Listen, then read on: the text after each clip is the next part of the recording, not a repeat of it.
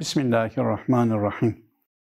Resulullah Aleyhisselatü Vesselam'ın dünyayı nurlandırdığı ve rahmetiyle kuşattığı bu mübarek günde Resulullah Aleyhisselatü Vesselam'ı anmak bu toplumun ne kadar da çok ihtiyaç hissettiği bir husustur. Resulullah Aleyhisselatü Vesselam'ın insanlık toplumuna getirmiş olduğu o erdemli hayatla beraber huzur ve sekinetin toplumu kuşatması bugün bizim en çok aramış olduğumuz hususlardır. Bugün Resulullah Aleyhisselatü Vesselam'ı anmak, onun sünnetini yaşamak bizim üzerimize bir borçtur.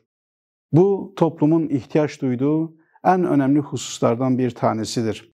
Bizler de Resulullah Aleyhisselatü Vesselam'ın dünyaya teşrif ettiği bu mübarek günde birçok etkinliğe imza atarak, umut kervanı olarak Resulullah Aleyhisselatü Vesselam'ın yaşantısının daha önemli olduğunu, Resulullah Aleyhisselatü Vesselam'a salavatlar getirerek, onu anarak inşallah topluma yansıtmaya çalışacağız. Birçok yerde ihtiyaç sahibi ailelere, yetim ailelere gıda ulaştırmak, kırmızı et yardımında bulunmak ve bununla beraber dünyanın birçok yerinde eş zamanlı olarak mevlid yemekleri vererek Resulullah Aleyhisselatü Vesselam'ı anmak bizim için en büyük bir görevdir.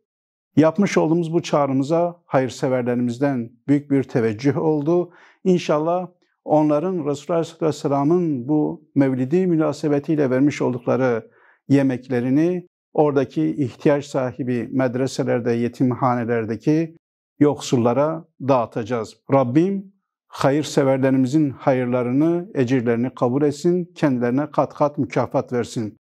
Bu mübarek günde Resulullah Aleyhisselatü Vesselam'ı tekrardan özlemle anarak onun sünnetini yaşama temennisiyle tüm dünyaya huzur ve sükunetin gelmesi için Mevlid Kandili'nin hayırlara vesile olmasını Rabbimizden niyaz ediyoruz.